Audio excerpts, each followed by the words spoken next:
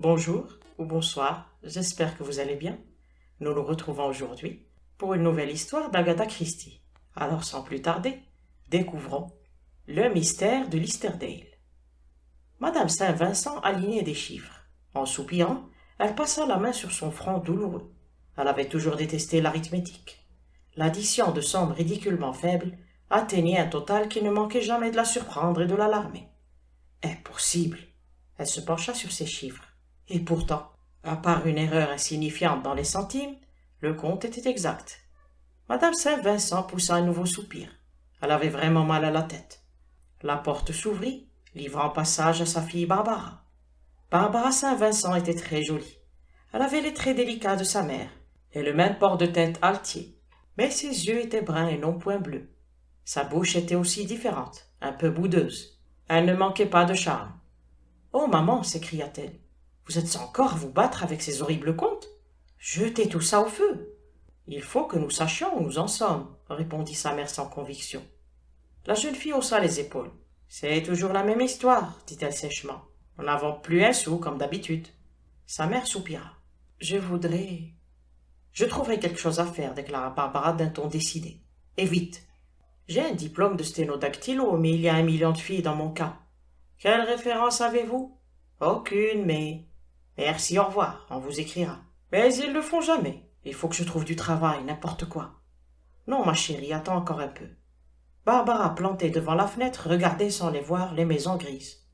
Parfois, dit-elle lentement, je regrette d'être allée en Égypte avec notre cousine Amy l'hiver dernier.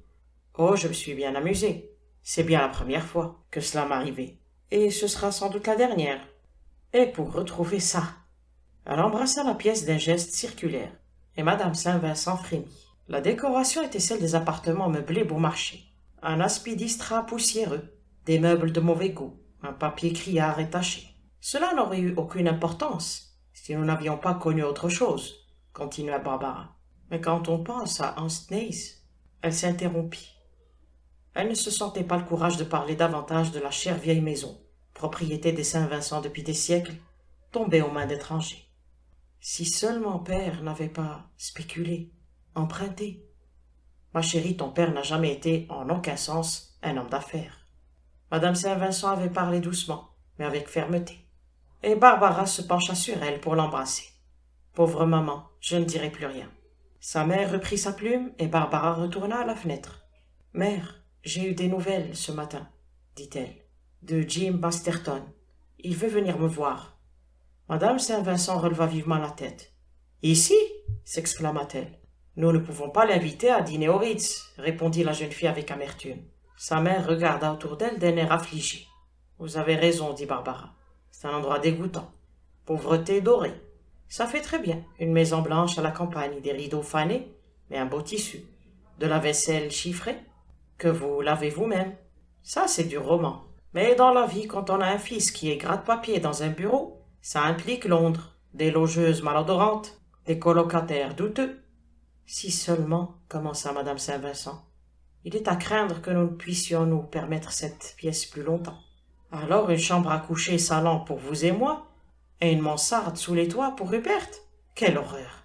Et quand Jim viendra, il faudra que je le reçoive dans cette pièce affreuse, en bas sous l'œil de toutes les vieilles sorcières qui tricotent en crachant leurs poumons. Barbara, dit madame Saint-Vincent au bout de quelques minutes de silence, aimerais-tu... Enfin, cela te plairait-il que... Elle s'interrompit, rougissant un peu. Ne soyez pas embarrassée, maman. Vous voulez savoir si j'aimerais épouser Jim? Cela me plairait beaucoup, mais j'ai bien peur qu'il ne me le demande pas. Oh, Barbara, ma chérie, il m'a vu avec Amy évoluant dans la meilleure société, et je lui ai plu. Maintenant, il va venir me retrouver dans ce cadre. Jim est un peu bizarre, ennuyeux et vieux jeu. C'est ce qui me plaît en lui. Il me rappelle Anstey's et le village, tout ce qui se faisait autrefois. Je sais pas, voyez-vous, c'est un peu comme un parfum de lavande oublié. Elle rit, un peu honteuse de sa vivacité. J'aimerais que tu épouses Jim Masterton, dit madame Saint-Vincent avec simplicité. Il est des nôtres. Il a une belle fortune également, mais cela ne m'importe pas beaucoup. Cela compte pour moi, répliqua Barbara. J'en ai assez de tirer le diable par la queue. Mais Barbara, ce n'est pas... Seulement pour cela? Non. Mais vraiment, maman, je fais ce que je peux. Madame Saint-Vincent s'attristait visiblement. « Je voudrais tant qu'il te voie dans le décor qui te convient, ma chérie, soupira-t-elle. Bah, pourquoi se faire de la bile? Voyons les choses du bon côté. Je suis désolée d'être si rabat-joie. » Elle se pencha sur sa mère, lui posa un baiser sur le front et disparut. Abandonnant sa comptabilité, Madame Saint-Vincent s'assit sur le canapé aux ressorts affaissés. On peut dire ce que l'on veut, songea-t-elle, mais un homme se fie aux apparences, et les jeunes gens prennent si facilement les habitudes de leur entourage. Rupert a beaucoup changé. Non que je veuille faire de mes enfants des snobs, mais pourvu qu'ils ne se fiancent pas à cette horrible fille du marchand de tabac. Elle n'est pas laide, bien sûr, mais elle n'est pas de notre monde. Comme tout cela est difficile, pauvre petite Babs. Si je pouvais faire quelque chose. Mais où trouver de l'argent? Nous avons tout vendu pour permettre à Rupert de s'établir. Pour changer d'idée, Madame Saint-Vincent saisit le Morning Post et parcourut les petites annonces. Elle en connaissait la plupart par cœur. Des gens cherchant des capitaux, d'autres qui voulaient disposer des leurs, des individus qui proposaient d'acheter des dents. Elle s'était toujours demandé pourquoi. Des optimistes qui offraient des fourrures et des robes à des prix extravagants. Brusquement, son attention fut attirée par quelques lignes qu'elle lut et relut avec attention. Pour gens de bonne naissance seulement. Petite maison à Westminster, remarquablement meublée, offerte à personne disposée à en prendre soin. Loyer très modeste. Agent s'abstenir. Une annonce banale à première vue. Elle en avait vu beaucoup de semblables ou presque. Mais loyer modeste. Désireuse d'échapper à ses idées sombres, elle se coiffa en hâte et monta dans le premier autobus susceptible de la conduire à l'adresse indiquée. C'était celle d'une agence immobilière sans éclat, un peu fanée par les ans. Légèrement intimidée, Madame Saint-Vincent montra l'annonce qu'elle avait découpée et demanda des précisions au vieux monsieur à cheveux blancs qui la reçut. Il se caressa le menton d'un air pensif. « Cette maison, madame, se trouve au numéro 7 de la Cheviots Place. Vous désirez la visiter? J'aimerais tout d'abord connaître le montant du loyer. La somme n'en est pas fixée, mais elle sera insignifiante. C'est un manque de précision qui peut permettre beaucoup de discussions. » Le vieux monsieur se permit un léger gloussement. « Oui, cela peut être un piège dans la majorité des cas, mais je vous donne ma parole qu'il n'en est pas question, ici. 2 ou 3 guinées par semaine, peut-être, pas davantage. » Madame Saint-Vincent se décida. Elle visiterait la maison, ne serait-ce que pour voir. Elle devait présenter de sérieux désavantages pour être offerte à si bas prix. Mais son cœur palpita à la seule vue de la façade. Un bijou du temps de la reine Anne, dans un état parfait. Un maître d'hôtel répondit à son coup de sonnette. Il avait les cheveux gris, de légers favoris et le calme méditatif d'un archevêque.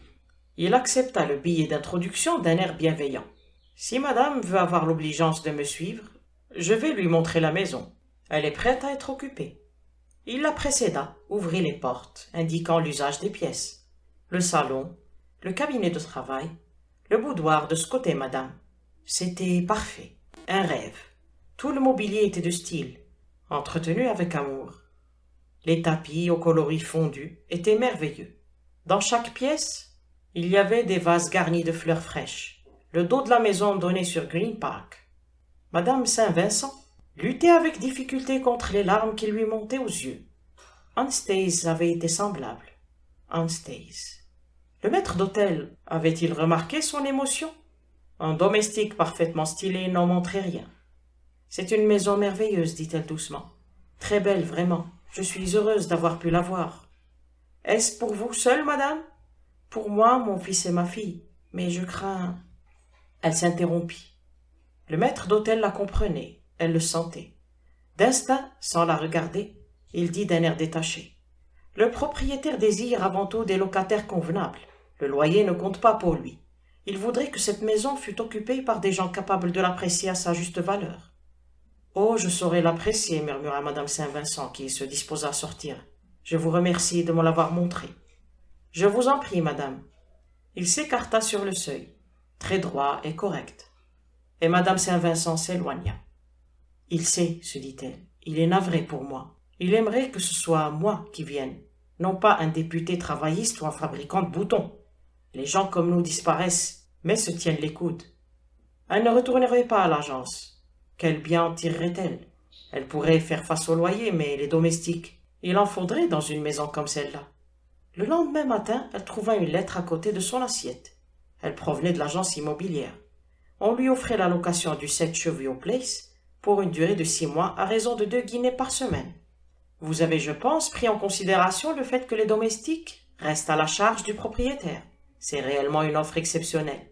Ce l'était. Elle était tellement stupéfaite qu'elle relut la lettre tout haut. Il en résulta une salve de questions, et elle dut raconter sa visite de la veille. « Petite mère cachotière !» s'écria Babs. « Est-ce vraiment si bien ?» Rupert s'éclaircit la voix et entreprit un interrogatoire serré. « Ça cache quelque chose, dit-il. Pour moi, c'est louche. »« Bah, fit Babs en fronçant le nez. Pourquoi cela cacherait-il quelque chose? C'est bien de toi à trouver des mystères partout, avec ton goût pour les romans policiers. » Ce loyer est une plaisanterie. Dans la cité, ajouta le jeune homme d'un air important, on apprend à flairer les affaires louches. Je vous le répète, il y a quelque chose de pas catholique derrière toute cette histoire. C'est ridicule, protesta Barbara. Cette maison appartient à un homme qui a beaucoup d'argent. Il l'aime et il entend qu'elle soit occupée par des gens bien. Pendant qu'il est en voyage, c'est sûrement quelque chose dans ce genre. Quelle est l'adresse, maman? Demanda Rupert. 7 Chevio Place. Hein? Il repoussa brusquement sa chaise. Ça, c'est intéressant. Il s'agit de la maison de laquelle Lord Listerdale a disparu. En es-tu sûr? Absolument. Il possède une quantité d'autres boîtes à Londres, mais il habitait celle-là. Un soir, il est sorti en disant qu'il se rendait à son club, et personne ne l'a revu. On croit qu'il a filé en Afrique équatoriale, ou je ne sais où, et l'on se demande pourquoi. Certains prétendent qu'il a été assassiné chez lui. Vous dites qu'il y a beaucoup de boiseries? Oui, répondit faiblement madame Saint-Vincent. Mais Rupert ne lui laissa pas le temps de répondre. Des panneaux un peu partout, s'exclama-t-il enthousiasmé. Il y a une cachette secrète quelque part, c'est sûr. On y a caché le cadavre et il doit y être toujours. Peut-être l'a-t-on embaumé. Rupert, je t'en prie, ne dis pas de bêtises. Tu n'es qu'un crétin, décréta Barbara. Tu as conduit trop souvent ta blonde oxygénée voir des films de gangsters. Rupert se leva avec toute la dignité que lui permettait son jeune âge et son allure dégingandée. Prenez cette maison, maman, décida-t-il. Le mystère, je le tirerai au clair seul. Vous pouvez vous fier à moi. Puis il sortit en hâte, de peur d'être en retard à son bureau. Les deux femmes échangèrent un regard. Serait-ce possible, maman? Murmura Barbara d'une voix tremblante. Oh, si nous pouvions. Les domestiques, dit madame Saint-Vincent, pathétique, mangent. Sais-tu?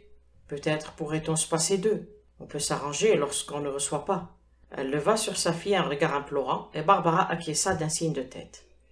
Nous allons réfléchir. En fait, sa décision était prise. Elle avait vu briller les yeux de la jeune fille. Jim Masterton doit la voir dans le décor qui lui convient, se dit-elle. C'est là une chance merveilleuse, unique. Il faut la saisir. Sans attendre davantage, elle écrivit à l'agence. Accepta l'offre. Chapitre 2. Quentin, d'où viennent ces lys? Je ne puis me permettre des fleurs aussi coûteuses. Elles ont été envoyées de King's Chevio, madame. C'est la coutume. Le maître d'hôtel se retira et madame Saint-Vincent soupira. Que ferait-elle sans Quentin? Il facilitait tout. C'est trop beau pour être vrai. Je vais m'éveiller. Je le sais. Pour me rendre compte que je rêve. Je suis si heureuse ici. 2 mois déjà qui ont passé comme l'éclair. La vie avait été très agréable. Quentin, le maître d'hôtel, montrait beaucoup d'autorité. Si madame veut bien s'en rapporter à moi, pour tout, avait-il dit avec respect, elle aura tout lieu d'être satisfaite. Chaque semaine, il apportait le livre des comptes. La modicité des dépenses ne laissait pas d'être surprenante. Il n'y avait que 2 domestiques, une cuisinière et une femme de chambre. Elles étaient de manières agréables et travaillaient bien. Mais Quentin menait la maison. Gibier et volailles figuraient parfois au menu, et madame Saint-Vincent s'alarmait. Quentin la rassurait. Ils étaient envoyés de la propriété de campagne de Lord Listerdale, King's Chevio, ou de ses chasses de Yorkshire. Cela a toujours été l'habitude, madame. Madame Saint-Vincent se demandait si Lord Listerdale apprécierait cela. Elle était portée à suspecter Quentin d'usurper quelque peu l'autorité de son maître. Il était évident qu'il s'était attaché à ses locataires et que rien ne lui semblait trop bon pour eux. Sa curiosité éveillée par les déclarations de Rupert, madame Saint-Vincent avait tenté de recueillir quelques informations sur Lord Listerdale. Lorsqu'elle était retournée à l'agence, le vieux monsieur à cheveux blancs n'avait fait aucune difficulté pour la renseigner. Lord Listerdale était bien en Afrique équatoriale depuis 18 mois. Notre client est un peu excentrique, avait-il dit en souriant. Il a quitté Londres de façon particulière. Si vous vous en souvenez, Pas un mot à quiconque. Les journalistes se sont précipités sur l'histoire. Scotland Yard a même ouvert une enquête. Lord Listerdale a envoyé de ses nouvelles et a chargé son cousin, le colonel Carfax, de ses intérêts. C'est ce dernier qui règle tout. Lord Listerdale est bizarre, c'est bien connu. Il a toujours aimé voyager dans les pays sauvages. Et il se peut qu'il ne revienne pas avant plusieurs années. Mais il n'est pas vieux, remarqua madame Saint-Vincent qui venait de se souvenir d'une photo vue dans un illustré. Celle d'un homme barbu ressemblant à un homme de la mer. Entre deux âges, il a 53 ans, je crois. Madame Saint-Vincent avait répété cette conversation à son fils. Mais le jeune homme n'avait pas été convaincu, bien au contraire. Cela paraît de plus en plus louche, avait-il déclaré. Qui est ce colonel Carfax? Il héritera sans doute du titre si quelque chose arrive à Lesterdale. Cette lettre venue d'Afrique était probablement un faux. Dans 3 ans, son cousin sera présumé mort et Carfax emportera le titre. En attendant, c'est lui qui gère ses biens, c'est très suspect. Il avait apprécié la maison et ses avantages. À ses moments de loisir, il sondait la boiserie et prenait des mesures, cherchait l'emplacement possible d'une chambre secrète. Son intérêt pour le mystère de Listerdale s'émoussait un peu chaque jour. Il perdait aussi beaucoup d'enthousiasme en ce qui concernait la fille du marchand de tabac. L'atmosphère agissait. La maison avait apporté de grandes satisfactions à Barbara. Jim Masterton était venu et restait un visiteur assidu. Il s'entendait admirablement avec madame Saint-Vincent, et il dit un jour à Barbara quelque chose qui la stupéfia. « Cette maison est le cadre idéal pour votre mère, savez-vous? »« Pour mère? Oui, elle est faite pour elle. Elle lui convient d'une façon extraordinaire. D'ailleurs, elle a quelque chose d'étrange, de mystérieux. On la croirait hantée. » « Oh, ne faites pas comme Rupert. Il prétend que l'horrible colonel Carfax a tué Lord Listerdale, dont le cadavre serait toujours sous le parquet. » Masterton rit. « J'admire le talent de détective de Rupert. Non, je ne pensais pas à quelque chose de ce genre. Mais il y a dans l'atmosphère un je ne sais quoi d'incompréhensible. » Il y avait 3 mois qu'ils habitaient Cheviot Place, lorsque Barbara vint trouver sa mère avec un sourire radieux. « Jim et moi, nous sommes fiancés depuis hier soir. Oh, maman, on dirait un conte de fées. Oh, ma chérie, je suis si contente. » La mère et la fille se jetèrent dans les bras l'une de l'autre. « Savez-vous que Jim est presque aussi amoureux de vous que de moi ?» dit Barbara avec un sourire malicieux. Madame Saint-Vincent rougit de façon ravissante. « Mais si, insista la jeune fille. Vous êtes à votre insu beaucoup plus digne que moi de vivre dans cette maison. Rupert et moi, nous nous plaisons pas ici. Vous, oui. Ne dis pas de bêtises, ma chérie. Ce ne sont pas des bêtises. Il y règne un parfum de château enchanté. Et vous en êtes la princesse, et Quentin, le bon génie. » Madame Saint-Vincent rit et admit la dernière comparaison. Rupert reçut avec beaucoup de calme la nouvelle des fiançailles de sa sœur. « Je m'en doutais, murmura-t-il, d'un air entendu. » Il dîna seul avec sa mère. Barbara était sortie avec Jim. Quentin plaça la carafe de vin devant lui et se retira sans bruit. « C'est un drôle d'oiseau, » dit Rupert en indiquant la porte du menton. « Il a quelque chose d'étrange, de louche, suggéra madame Saint-Vincent avec un sourire. « Comment savez-vous que j'allais le dire ?» s'étonna le jeune homme. « C'est un mot dont tu uses volontiers. Pour toi, tout est louche. Tu soupçonnes sans doute Quentin d'avoir tué Lord Listerdale et de l'avoir caché sous le parquet. »« Derrière les boiseries, corrigea Rupert. Vous avez une certaine tendance à l'exagération, maman. »« Non, j'ai fait mon enquête. À l'époque, Quentin était à King's Cheviot. » Madame Saint-Vincent lui sourit, se leva de table et gagna le salon. Rupert s'assagissait, c'était clair. Mais pour la première fois, elle s'étonna du départ précipité de Lord Listerdale. Elle y réfléchissait lorsque Quentin entra dans la pièce apportant le café. « Vous êtes resté longtemps avec Lord Listerdale, n'est-ce pas, Quentin ?» demanda-t-elle sans préambule. « Oui, madame, depuis mes 20 ans. Le père de monsieur vivait encore. J'ai débuté comme 3e valet de pied.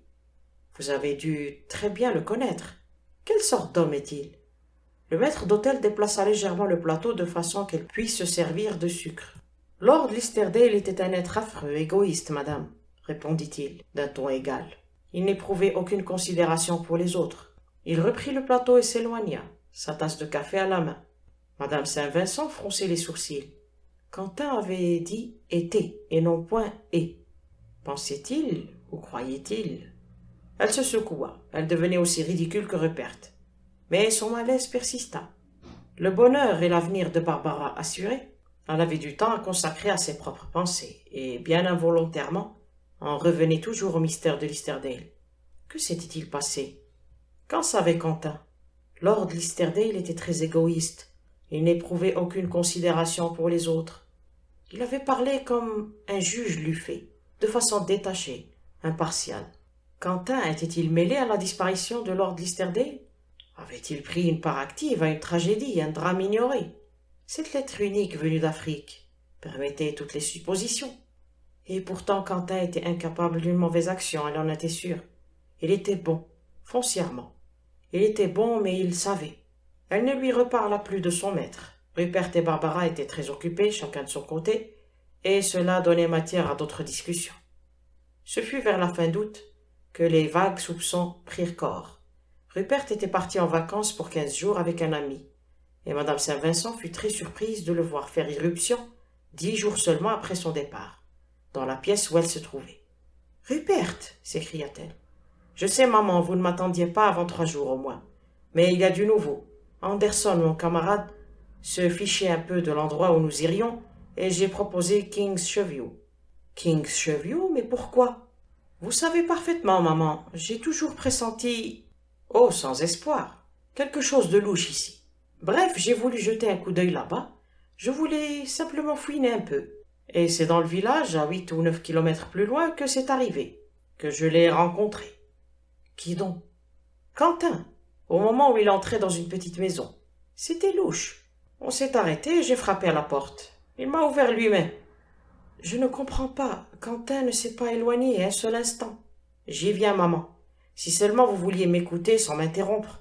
C'était Quentin sans être lui, si vous voyez ce que je veux dire. Malgré toute sa bonne volonté, madame Saint-Vincent ne comprenait pas, et son fils s'expliqua. Donc c'était Quentin, mais pas le nôtre, c'était le vrai. Rupert, écoutez, au début j'ai été un peu interloqué et j'ai dit « C'est bien vous, Quentin ?»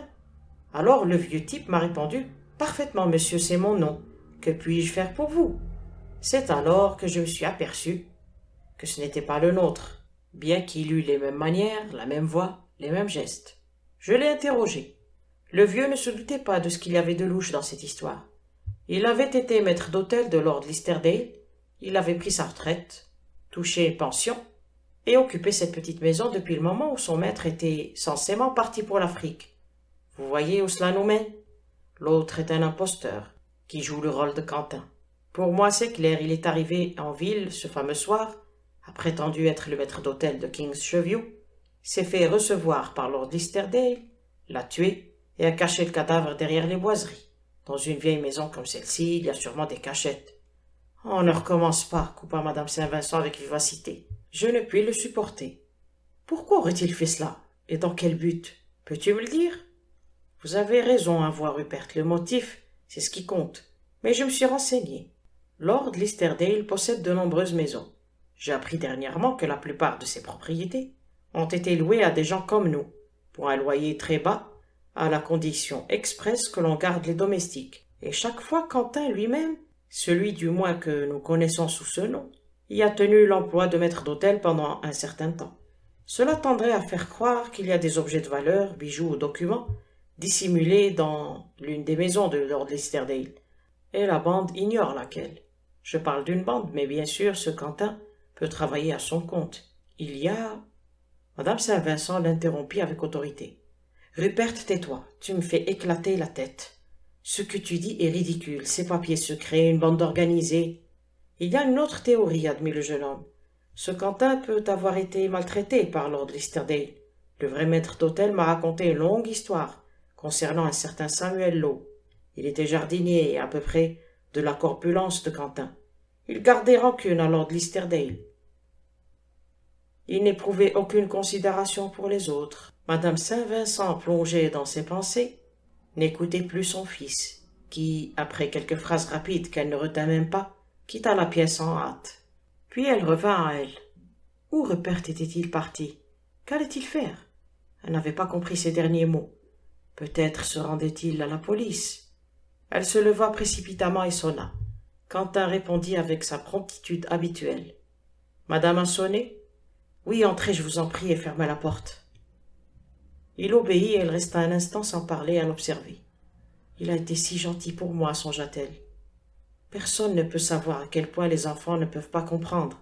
Ce que raconte Rupert est ridicule, mais d'autre part, il se peut qu'il y ait quelque chose de vrai dans tout cela. Comment juger? Que sait-on? J'en jugerai sur ma vie que c'est un homme brave. Quentin, commença-t-elle, rougissante et tremblante. Monsieur Rupert vient de revenir. Il s'est rendu à Kingshaven, dans un village voisin. Elle s'interrompit à la vue du tressaillement qu'il n'avait pu réprimer. Il a vu quelqu'un, continua-t-elle d'un ton égal. Quentin avait recouvré son calme habituel, mais il ne quittait pas la femme des yeux. Son expression était aimable, mais ce n'était plus celle d'un domestique. Il hésita une seconde avant de demander d'une voix légèrement altérée. « Pourquoi me dites-vous cela, madame ?» Avant qu'elle ait pu répondre, la porte s'ouvrit avec fracas, et Rupert se précipita dans la pièce, entraînant à sa suite un homme portant de légers favoris. « Quentin. »« Voici le vrai Quentin, » déclara Rupert. « Il m'attendait dehors dans un taxi. Maintenant, Quentin, regardez cet homme et dites-moi si c'est Samuel Lowe. » Le triomphe du jeune homme fut de courte durée. Le vrai Quentin semblait malheureux, honteux, tandis que l'autre souriait, sans chercher à cacher sa joie. S'approchant de son double, il lui donna une bonne claque dans le dos. « C'est parfait, Quentin, il fallait qu'on sache un jour ou l'autre. Vous pouvez dire qui je suis. » Le nouveau venu se redressa. « Ce monsieur, annonça-t-il d'un ton de reproche, est mon maître, Lord Lysterdale. » La minute qui suivit fut bien employée. Rupert perdit totalement contenance. Avant qu'il ait compris ce qui lui arrivait, la bouche encore béante de stupéfaction, il se sentit poussé vers la porte tandis qu'une voix amicale, vaguement familière, lui parlait à l'oreille. « C'est très bien comme ça, mon garçon, il n'y a rien de cassé. Mais je veux dire un mot à votre mère. Vous avez su me démasquer, c'est du beau travail. » Dans le couloir, il fixait la porte refermée, pendant que le vrai Quentin se laissait aller à un flot d'explications aimables. À l'intérieur, Lord Lysterdale affrontait Madame Saint-Vincent. « Je vais essayer de me faire comprendre. J'ai longtemps mené une vie de parfait égoïste. Un jour, j'ai pensé que, pour changer, je pourrais me livrer à l'altruisme. J'ai commencé par subventionner des affaires invraisemblables, puis j'ai ressenti le besoin de faire quelque chose de personnel. J'ai toujours éprouvé de la pitié pour cette classe qui ne peut rien demander, qui doit se contenter de souffrir en silence. Les nobles pauvres. Je possède un certain nombre de maisons. L'idée m'est venue de les mettre à la disposition de gens qui en avaient besoin et sauraient les apprécier. Quentin est plus qu'un maître d'hôtel pour moi, c'est un ami. Il m'a autorisé à emprunter sa personnalité. J'ai toujours eu du talent pour jouer la comédie. C'est à mon club un soir que j'ai tout conçu. J'ai couru droit à Quentin et je l'ai mis au courant. Quand je me suis rendu compte qu'on faisait tout un plat de ma disparition, je me suis arrangé pour faire venir une lettre d'Afrique équatoriale et donnant toutes les instructions à mon cousin, Maurice Carfax. Voilà, c'est à peu près tout. Il s'interrompit de façon lamentable et regarda son interlocutrice. Très droite, elle soutint son regard. « Vous avez eu une idée très charitable. Je vous suis personnellement très reconnaissante. Mais vous comprendrez que nous ne pouvons pas rester. »« Je m'y attendais, dit-il. Votre orgueil ne vous permettrait pas d'accepter ce que vous considérez comme une charité. »« C'en est une. Non, car je demande quelque chose en échange. »« Quoi donc ?»« Tout. » Il avait parlé d'une voix ferme, celle d'un homme habitué à commander, à dominer ses semblables. « À l'âge de 23 ans, continua-t-il, j'ai épousé la jeune fille que j'aimais. Elle est morte 1 an plus tard. Depuis, j'ai vécu seul. J'ai toujours souhaité pouvoir rencontrer certaines femmes, celles de mes rêves. « Serait-ce moi ?» murmura-t-elle. « Je suis déjà vieille, fanée. » Il rit. « Vieille ? Vous êtes encore plus jeune que vos enfants. C'est moi qui suis vieux. » Elle rit à son tour, très amusée. « Vous êtes un gamin, un enfant qui aime se déguiser. » Et elle lui tendit les mains. Fin. Le dieu solitaire. Il était posé sur une étagère du British Museum, seul et abandonné, au sein d'une assemblée de divinités manifestement beaucoup plus importantes, alignés sur les 4 murs de la salle. Ces personnages du meilleur rang semblaient tous s'enfler de leur écrasante supériorité. Le piédestal de chacun, dûment gravé, portait mention de la contrée et de la peuplade qui s'étaient honorés de les posséder. Aucun doute n'était permis quant à leur place dans la hiérarchie. C'étaient là des divinités de premier plan, et reconnue comme telle. Seul le petit Dieu, dans son coin, se trouvait à l'écart et exclu de leur compagnie. Grossièrement taillé dans de la pierre grise, les traits presque totalement érodés par les injures du temps.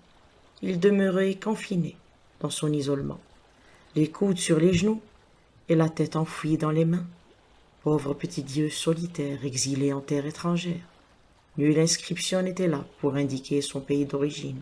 Il était indubitablement perdu, privé d'honneur comme de renommée. Petite silhouette pathétique, égarée à milieu de chez lui. Personne ne le remarquait, personne ne s'arrêtait pour lui accorder l'aumône d'un regard. Pourquoi l'aurait-on fait? Il était tellement insignifiant, ce bloc de pierre grise, oublié dans un coin. De part et d'autre se dressaient deux dieux mexicains polis par les siècles, idoles imperturbables, aux mains fermées, et dont la bouche cruelle, aux lèvres arquées dans un sourire affichait ostensiblement leur mépris de l'humanité. Il y avait aussi un petit dieu, au poing fermé, en fatigue, outrecuidant, et souffrant à n'en pas douter d'hypertrophie de l'ego. Mais les visiteurs s'arrêtaient parfois pour lui jeter un coup d'œil, ne fût-ce que pour rire du contraste de son absurde suffisance face à la souriante indifférence de ses compagnons mexicains. Quant au petit Dieu égaré dans ces lieux, il resta désespérément seul, la tête dans les mains, ainsi qu'il l'avait fait de toute éternité, jusqu'à ce qu'un beau jour l'impossible se produise, et qu'il se découvre un adorateur. « Du courrier pour moi ?» Le concierge tira une poignée de lettres d'un casier, les parcourut d'un bref coup d'œil et annonça d'une voix sans expression: « Rien pour vous, monsieur. » Frank Oliver soupira en ressortant de son club. Il n'y avait aucune raison pour qu'il y ait eu quoi que ce fût pour lui.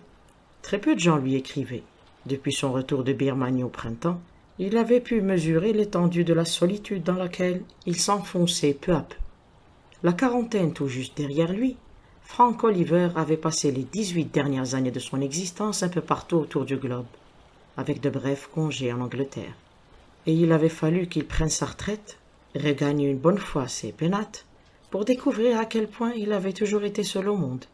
D'accord, il y avait bien sa sœur Greta, mariée à un ecclésiastique de Yorkshire, fort occupé par ses obligations paroissiales et par l'éducation de sa nombreuse marmaille. Greta aimait tout naturellement beaucoup son unique frère, mais tout aussi naturellement avait fort peu de temps à lui consacrer. Et puis il y avait aussi son vieux copain de toujours, Tom Hurley. Tom était marié à une fille merveilleuse, adorable, épatante, bourrée d'énergie, de joie de vivre et de sens pratique, et dont Frank avait en secret intimement peur. Elle lui répétait sur tous les tons qu'elle ne tolérerait pas qu'il finisse dans la peau d'un vieux garçon acariâtre, et ne cessait de lui dénicher des filles bien. Frank Olivier était hélas conscient de ne jamais savoir quoi dire à ces filles bien, lesquelles se cramponnaient à lui un temps avant de le considérer très vite comme un cas désespéré. Et pourtant, il n'était pas réellement insociable.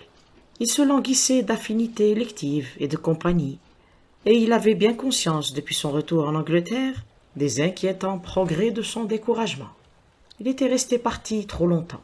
Il n'était plus au diapason de son époque. Ces interminables journées, il les passait à errer sans but, tout en se demandant à quoi diable il pourrait bien s'occuper la minute d'après. Ce fut au cours d'une de ces journées que ses pas le menèrent au British Museum. Il s'intéressait aux curiosités extrême-orientales, et c'est ce qui le fit tomber, par hasard, sur le dieu solitaire. Son charme le retint aussitôt. C'était là un objet qui lui était, pourrait-on dire, apparenté. C'était là quelqu'un d'aussi perdu et égaré que lui, dans un pays qu'il ne reconnaissait pas.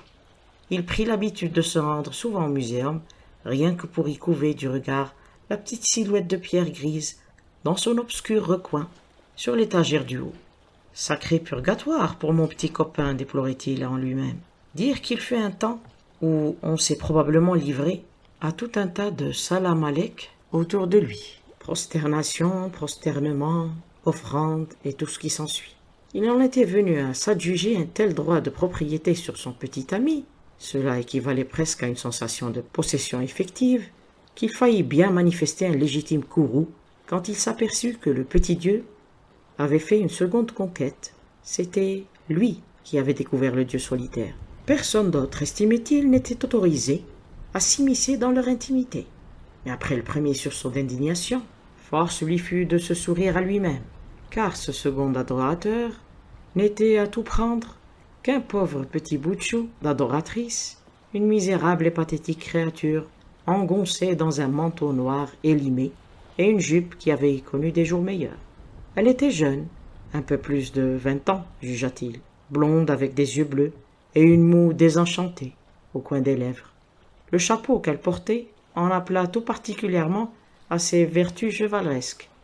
Elle l'avait manifestement conçu elle-même, et il témoignait d'une si vaillante tentative de coquetterie que le ratage n'en était que plus pathétique. C'était de toute évidence une jeune personne de la bonne société, encore que vivant dans la misère. Et il décida aussitôt dans sa tête qu'elle était gouvernante et seule au monde. Il découvrit bientôt que ses jours de visite du dieu étaient les mardis et jeudis, et qu'elle arrivait ponctuellement à 10 heures, dès l'ouverture du muséum. Si une telle intrusion ne lui plut guère dans les débuts, elle se mit néanmoins à représenter peu à peu le principal centre d'intérêt de son existence monotone. En fait, l'alter ego en dévotion ne tarda pas à détrôner l'objet même de la dite dévotion.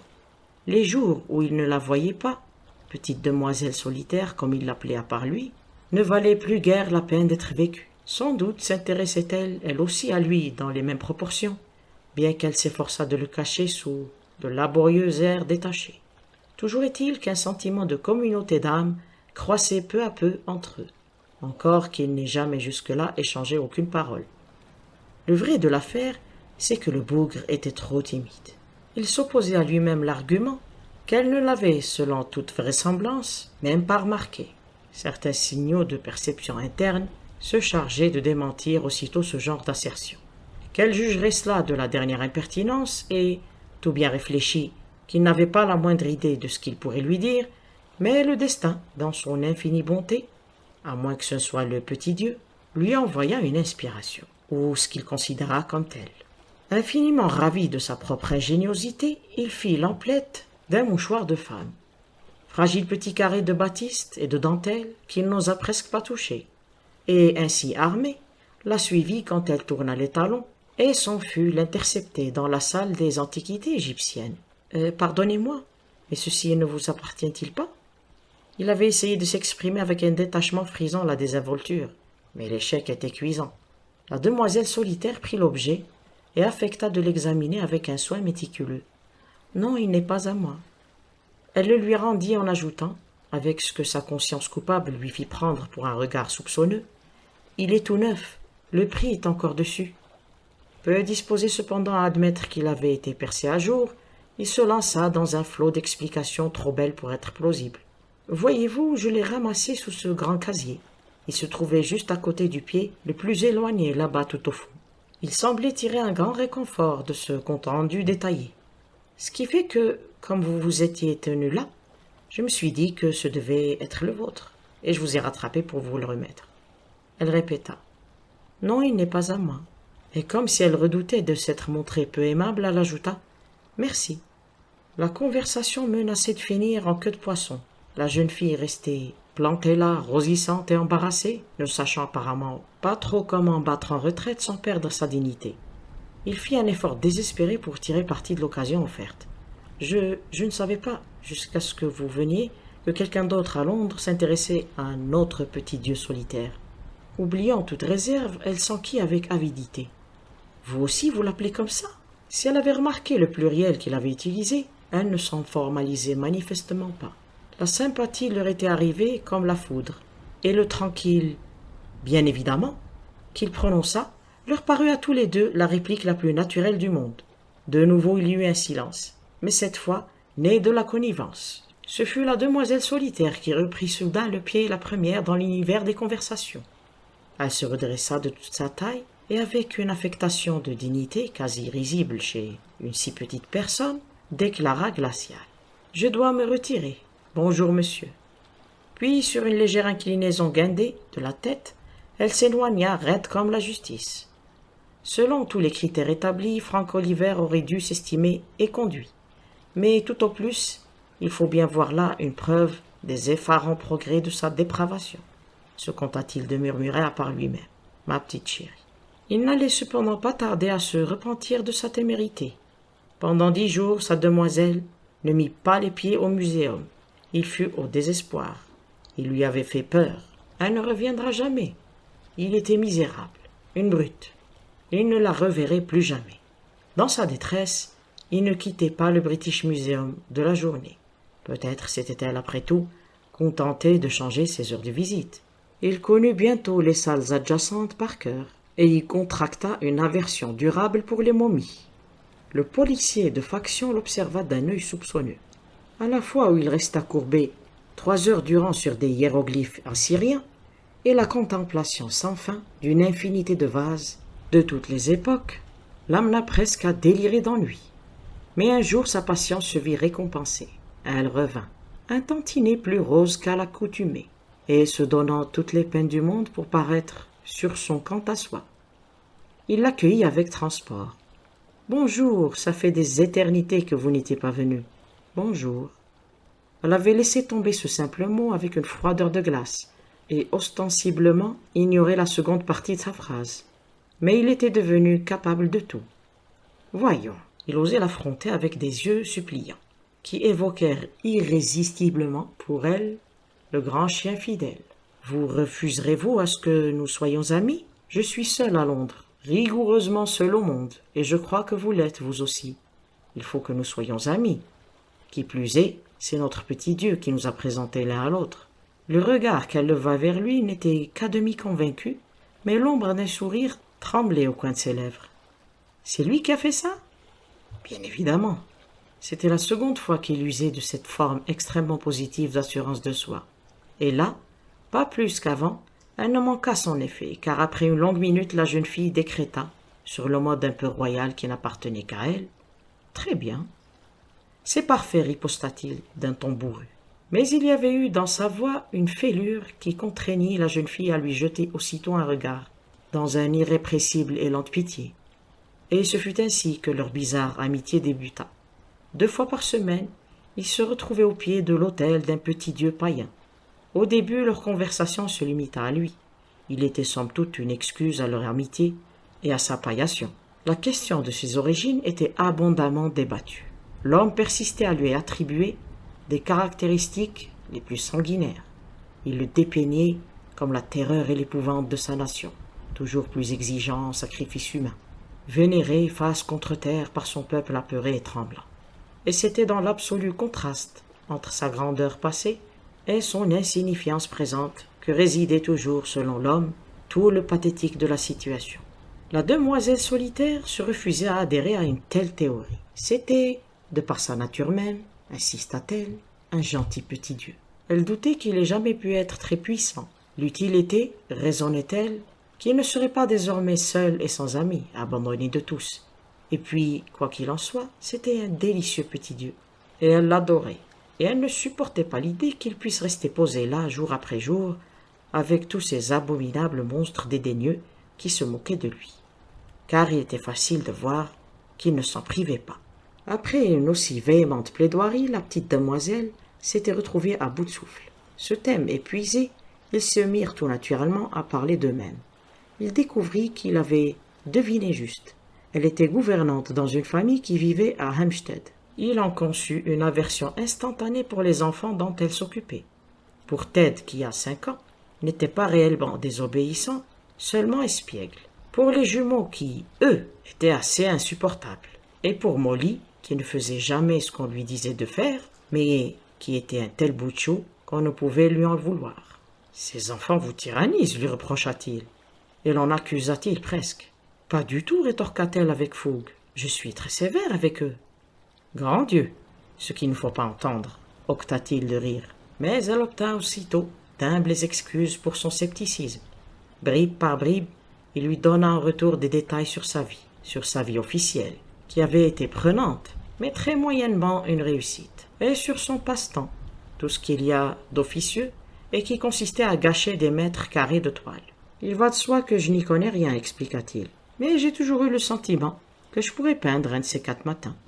Je me débrouille assez bien pour ce qui est des esquisses, mais ce que j'aimerais, c'est peindre un jour un vrai tableau. Un type qui s'y connaît, m'a dit, je ne sais plus quand, que ma technique n'était pas mauvaise. Elle se montra intéressée, et le pressa de lui en dire plus. « Je suis sûr que vous peignez terriblement bien. » Il secoua la tête. « Non, j'ai commencé dernièrement plusieurs choses, et puis j'ai tout envoyé balader, en désespoir de cause. J'avais toujours cru que, dès que j'aurais le temps, ça viendrait tout seul. J'ai caressé cette idée depuis des années, mais j'ai bien peur que pour cela, comme pour tout le reste, il ne faut pas s'y mettre trop tard. »« Rien n'est trop tard, jamais, » trancha la jeune demoiselle, avec la fougue de l'extrême jeunesse. « Vous croyez ça, ma chère petite ? Il est pour moi trop tard pour bien des choses. » Et la petite demoiselle lui rit au nez et le surnomma Mathusalem. Il commençait à se sentir étrangement chez eux au British Museum. Le bon gros agent de police débonnaire qui patrouillait dans les galeries était homme de tact et, dès l'apparition du couple, estimait d'ordinaire que les lourdes responsabilités de sa tâche l'appelaient de toute urgence dans la salle assyrienne adjacente. Un jour, il entreprit une démarche hardie. Il l'invita pour le thé. D'emblée, elle souleva des objections. « Je n'ai pas le temps, je ne suis pas libre. Si je peux venir ici de temps en temps le matin, c'est parce que les enfants prennent des cours de français. »« Allons donc, dit l'homme. Vous pourriez trouver un jour, tuer une vieille tante, ou un cousin issu de Germain, ou qui vous voudrez, mais venez. Nous irons dans un petit salon de thé de la chaîne ABC, à 2 pas d'ici, et nous prendrons des petits pains au lait avec notre thé. Je sais que vous devez aimer les petits pains au lait. »« Oui, les tout petits à 2 sous, ceux au raisin. Adorablement glacés au sucre sur le dessus. Ils sont si mignons ici, rebondis. »« Il y a quelque chose, déclara Franck Oliver, d'infiniment réconfortant chez les petits pains. » Ainsi fut-il convenu, et la petite gouvernante vint en effet, une coûteuse rose de serre sur sa méchante robe noire, en l'honneur de cet événement. Il avait remarqué qu'elle avait, depuis quelque temps, l'air tendu, la mine soucieuse. C'était plus évident que jamais cet après-midi-là, tandis qu'elle leur versait le thé sur le petit guéridon au plateau de marbre. « Les enfants vous en font beaucoup voir, » s'enquit-il avec sollicitude. Elle secoua la tête. Elle manifestait depuis peu une curieuse répugnance à parler des enfants. « Eux, ils ne me posent aucun problème. Ce n'est pas d'eux que me vient mon tourment. » Non, la sympathie qui transparaissait dans la voix de son compagnon sembla, Dieu sait pourquoi, accroître son sentiment de détresse. « Oh non, ça n'a jamais été ça. Mais ce qu'il y a, c'est que je me suis toujours sentie si seule, tellement seule si vous saviez. » C'était un plaidoyer, presque une imploration. « Oui, ma chère petite, je sais, » s'émut-il aussitôt. Après un temps, il fit remarquer avec entrain. « Vous savez que vous ne m'avez même pas encore demandé mon nom ?» Elle leva les mains dans un geste de protestation. « Je vous en prie, je ne veux pas le connaître. Ne me demandez pas le mien. Contentons-nous d'être 2 créatures solitaires qui se sont rencontrées et liées d'amitié. Cela rend la chose encore plus merveilleuse et hors du commun. »« Très bien, » acquiesça-t-il, pensif et avec une lenteur extrême. « Dans un univers par ailleurs solitaire, nous serons 2 à n'exister que l'un pour l'autre. » C'était quelque peu différent de sa formulation à elle, et elle parut éprouver de la difficulté à poursuivre la conversation, au lieu de quoi elle baissa de plus en plus le nez sur son assiette, jusqu'à ce que seule la calotte de son chapeau soit visible. « C'est un joli chapeau que vous avez là, » dit-il pour tenter de la rassénérer. « Je l'ai confectionné moi-même, » lui signala-t-elle fièrement. « C'est ce que j'ai pensé dès que je l'ai vu, » répondit-il, disant ce qu'il ne fallait pas dire sans même s'en rendre compte, et le faisant d'un air ravi. « Je crois qu'il ne soit pas aussi élégant que je l'avais souhaité. Et moi je trouve que c'est un chapeau parfaitement adorable, » affirma-t-il dans un élan de loyauté. La gêne de nouveau s'instaura entre eux, et ce fut Franck Oliver qui rompit le silence avec bravoure. « Petite demoiselle, je n'avais pas l'intention de déjà vous le dire, mais c'est plus fort que moi. Je vous aime. Je vous veux tout à moi. Je vous ai aimé dès le premier instant où je vous ai vu là, dans votre petit manteau noir. Ma chérie, si 2 solitaires venaient à s'unir, eh bien, il n'y aurait plus de solitude. Et je me mettrais au travail. Oh, et comment? Je me mettrais au travail, et je ferais 1000 portraits de vous. J'en serais capable. Je sais que j'en serais capable. Oh, mon tout petit, je ne peux pas vivre sans vous, je vous jure que je ne peux pas. » Sa petite demoiselle le contemplait avec le plus parfait sérieux, Mais ce qu'elle lui dit fut bien la dernière chose à laquelle il s'attendait. Avec infiniment de calme et de netteté, elle articula. « Ce mouchoir, vous l'aviez acheté. » Il fut émerveillé de cette manifestation de perspicacité féminine, et plus encore ébahi qu'elle soit à même de le lui opposer maintenant. Compte tenu du temps écoulé, son subterfuge aurait quand même bien dû être pardonné. « Oui, c'est exact, avoua-t-il humblement. Il me fallait un prétexte pour vous parler. Vous êtes très fâché ?» Il attendit, soumis, qu'elle prononce sa condamnation. « Je trouve que c'était chou comme tout, » s'écria la petite demoiselle, véhémente. « Tout bonnement chou comme tout. » Sa voix vacilla sur les derniers mots. Frank Oliver poursuivit de son ton le plus bourreux. « Dites-moi, ma chère petite, est-ce vraiment possible? Je sais que je suis un affreux vieil ours mal léché. » La demoiselle solitaire répondit. « Non, ce n'est pas vrai. Je ne voudrais pas que vous soyez différent en rien. Je vous aime tout simplement comme vous êtes, vous comprenez ça? Pas parce que j'ai pitié de vous, pas parce que je suis seul au monde, et que j'ai besoin de quelqu'un qui m'aime et qui s'occupe de moi, mais parce que vous êtes tout simplement vous. Vous comprenez maintenant? »« C'est vrai ?» demanda-t-il dans un souffle. « C'est vrai, » lui répondit-elle avec compassion. L'émerveillement les submergea. « Ainsi nous avons atteint le paradis, mon cher amour, balbutia-t-il enfin, comme dans un rêve. Dans un petit salon de thé ABC, compléta-t-elle d'une voix où le rire le disputait aux larmes. Mais les paradis terrestres ont la vie brève. La petite demoiselle sursauta en poussant un cri. Je ne me rendais pas compte qu'il était si tard, il faut que je m'en aille tout de suite. Mais je vais vous reconduire chez vous. Non, non, non. Force lui fut de capituler et de ne la raccompagner que jusqu'à la bouche du métro. Adieu, mon bien-aimé. Elle lui avait étreint la main avec une intensité qu'il se remémora par la suite. Ce n'est qu'un au revoir et seulement jusqu'à demain, rectifia-t-il gaiement. À 10 heures comme d'habitude. Et nous nous dirons enfin nos noms. Nous raconterons nos histoires et nous nous montrerons abominablement pratiques et prosaïques. Adieu quand même, au paradis, souffla-t-elle. Nous y serons toujours ensemble, ma chérie. Elle lui rendit son sourire, mais avec toujours ce même air de supplication triste qui l'inquiéta et dont il ne parvenait pas à pénétrer le mystère. Puis l'ascenseur impitoyable l'arracha à sa vue pour l'engloutir dans les profondeurs. Fâcheusement impressionné par les derniers mots qu'elle venait de prononcer, il les chassa résolument de son esprit pour y substituer le radieux avant-goût du lendemain. À 10 heures, il était dans la place, à l'endroit habituel, et pour la première fois, il remarqua avec quelle hargne ricanante les autres idoles l'écrasaient de leur mépris. On aurait presque pu les croire en possession de quelque monstrueux secret le concernant, et dont il faisait des gorges chaudes. Il prit péniblement conscience de l'aversion qu'ils éprouvaient à son égard. La petite demoiselle était en retard. Pourquoi n'arrivait-elle pas? L'atmosphère de cet endroit portait sur les nerfs. Jamais son petit ami, leur dieu à tous les deux, ne lui avait semblé plus désespérément impuissant qu'aujourd'hui. Un bloc de pierre sans ressources aucunes, renfermé sur son propre désespoir. Ses cogitations furent interrompues par un garçonnet au visage en lame de couteau qui s'était approché et l'examinait posément, de la tête aux pieds. Apparemment satisfait du résultat de ses observations, il lui tendit une lettre. Pour moi, il n'y avait pas d'indication de destinataire. Il la prit et le gamin décampa à toute allure. Frank Oliver lut la lettre, lentement, et sans parvenir à en croire ses yeux. Elle était courte. Mon bien-aimé, jamais je ne pourrai vous épouser. Oubliez, je vous en conjure, que j'ai ainsi pu faire irruption dans votre existence, et tâchez de me pardonner si je vous ai blessé. N'essayez pas de me retrouver, cela ne servirait à rien. Ceci est réellement un adieu. La demoiselle solitaire. Il y avait un post-scriptum, manifestement jeté sur le papier au tout dernier moment. Je vous aime, oh oui, je vous aime. Et ce petit post-scriptum impulsif fut son seul réconfort au cours des semaines qui suivirent.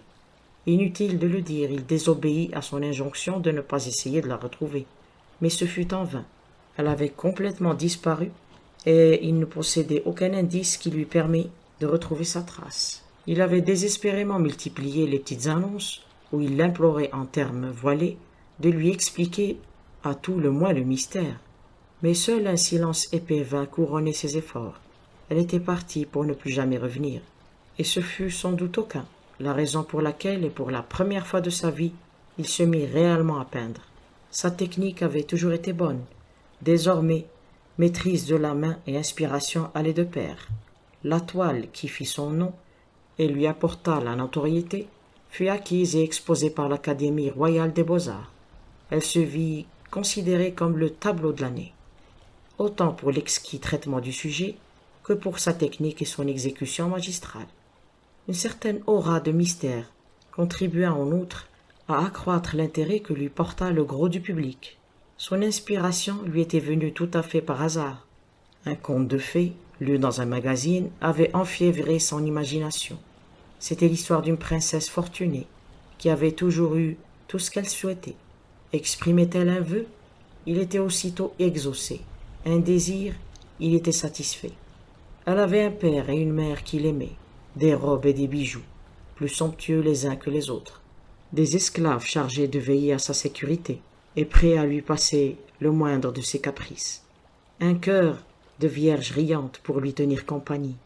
Tout en somme, ce dont l'âme d'une princesse peut rêver. Les plus riches et les plus beaux des princes lui faisaient la cour, sollicitaient en vain sa main et étaient prêts à tuer tous les dragons de la terre pour mieux lui prouver leur dévotion. Et pourtant, la solitude de la princesse était plus grande que celle du plus misérable mendiant du royaume. Il n'en avait pas lu davantage. Le sort ultime de la princesse ne l'intéressait pas du tout. Une image se dessinait devant lui, celle d'une princesse au cœur triste et solitaire, cernée par les plaisirs blasés du bonheur, asphyxiée par le luxe, mourant d'inanition au sein du palais de l'abondance, possédée par l'ivresse de la création. Il s'était mis à peindre avec une énergie sauvage. Il avait représenté la princesse à demi étendue sur un divan, entourée par sa cour. Une débauche de couleurs barbares animait toute la toile. La princesse portait une merveilleuse robe rehaussée de broderies, aux tonalités étranges, cerclée d'un lourd bandeau d'or constellé de pierres. Ses cheveux blonds, comme les blés, lui cascadaient jusqu'à la taille. Son cœur de vierge l'entourait, et, porteur de riches présents, des princes se prosternaient à ses pieds. Tout dans cette pièce évoquait le luxe et la richesse, oublieuse cependant de la joie et des rires qui l'entouraient. La princesse détournait le visage. Elle avait le regard rivé sur un coin terne et ombreux où se trouvait un objet, d'apparence incongrue, une petite idole de pierre grise, à la tête enfouie dans les mains en une manifestation d'absolu désespoir. Mais incongrue la présence de cet objet l'est-elle autant qu'il y paraissait? Car après tout, les yeux de la jeune princesse le fixaient avec une sympathie proche de la connivence, comme si la conscience naissante de son propre isolement avait irrésistiblement capté son regard. Ils étaient en communion, ces deux-là. Elle avait le monde à ses pieds, et elle était pourtant seule. Princesse solitaire, contemplant un pauvre petit dieu solitaire. Le tout Londres ne bruissait que de ce tableau, et Greta, du fond de son Yorkshire, lui envoya quelques mots de félicitations. Cependant que la femme de Tom Hurley le conjurait de descendre passer un week-end pour rencontrer une fille absolument charmante, grande admiratrice de son œuvre. Frank Oliver eut un petit rire sardonique et jeta la lettre au feu. Le succès lui était venu, mais à quoi bon? Il n'éprouvait qu'un seul désir, retrouver cette petite demoiselle solitaire, à jamais sortie de sa vie. C'était le jour du Grand Prix d'Ascot, et le policier de service, dans certaines sections du British Museum, se frotta les yeux en se demandant s'il ne rêvait pas, car on ne saurait s'attendre à voir en ces lieux une élégante d'Ascot, en robe de dentelle et coiffée d'un prodigieux chapeau, une véritable nymphe, telle qu'il n'en peut jaillir que de l'imagination des génies parisiens. D'émerveillement, le brave policier en demeura bouche bée. Le dieu solitaire, quant à lui, ne fut sans doute pas tellement surpris. Qui sait s'il n'avait pas été à sa façon un petit dieu très puissant? En tout état de cause, une adoratrice venait d'être ramenée au bercail. La petite demoiselle solitaire levait les yeux vers lui, et de ses lèvres une supplique s'échappait dans un murmure. « Cher petit Dieu, ô cher petit Dieu, s'il vous plaît, aidez-moi. Oh, aidez-moi, je vous en conjure. » Peut-être le petit Dieu fut-il flatté. Peut-être s'il avait autrefois bel et bien été la féroce divinité, inassouviable telle que Frank Oliver l'avait imaginée. Les longues années de purgatoire et les progrès de la civilisation avaient-ils adouci son froid cœur de pierre? Peut-être aussi la demoiselle solitaire avait-elle toujours eu raison, et était-il réellement un gentil petit Dieu? Peut-être fut-ce seulement une coïncidence. Toujours est-il qu'à ce moment précis, Frank Oliver, noyé dans sa mélancolie, franchit d'un pas lent le seuil des antiquités assyriennes. Levant soudain la tête, il vit la nymphe parisienne. La minute d'après, il l'enlaçait, tandis qu'elle balbutiait des mots entrecoupés. J'étais si seul, et vous savez ce que cela peut signifier, et vous devez avoir lu ce conte que j'ai écrit. Vous n'auriez pas pu peindre ce tableau si vous ne l'aviez pas fait, et si vous n'en aviez pas compris le sens. La princesse, c'était moi, j'avais tout, et cependant j'étais seul, au-delà de toute expression. Un jour je suis allé voir une diseuse de bonne aventure, et j'avais pour ça emprunté les vêtements de ma bonne. Je suis entré ici en passant, et j'ai vu que vous contempliez le petit Dieu. C'est comme ça que tout a commencé. Je me suis fait passer pour ce que je n'étais pas. Oh, c'était odieux de ma part, mais j'ai continué, et plus tard je n'ai pas osé vous avouer que je ne vous avais raconté que d'abominables mensonges.